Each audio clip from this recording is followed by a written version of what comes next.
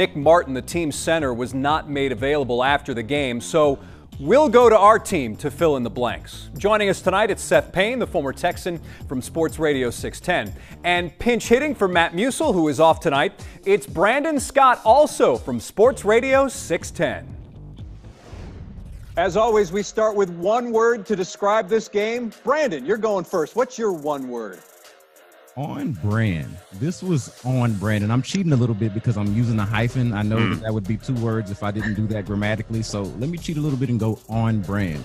And this was on brand to me just based off of Deshaun Watson's reaction to the loss.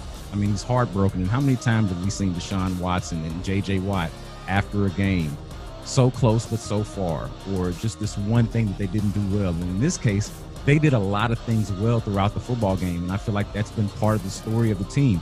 Doing a lot of things well, but not finishing a game. Since Brandon set the precedent and cheated a little bit with a hyphen, I'm going to use an acronym, and I'm going to go back to Bill O'Brien's favorite, dependable, tough, and smart, because I felt like this game kind of was the dividing line for who genuinely is dependable, tough, and smart. Deshaun Watson, J.J. Watt, the usual suspects. These guys are dependable, tough, and smart.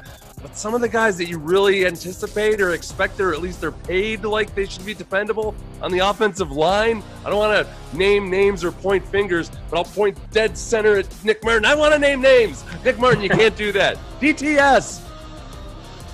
I think for me, I'll take kind of the easy way out on this one. It's just heartbreaking. I just felt terrible for Deshaun because a lot of people have said, well, he just doesn't care enough because he smiles on the field and all that. That is not true. I mean, the guy takes these losses to heart, and he really felt like it was his fault. I placed the blame on Nick Martin, not just for that, but the safety early on. He totally lost what was going on. It was heartbreaking. It was sickening to see a loss like that. Now, I've seen a lot of losses, but I don't think I've seen one quite like that. Yeah, I'm going to take the easy way out as well and say shocking, because it was a shocking way to end a game for the Texans.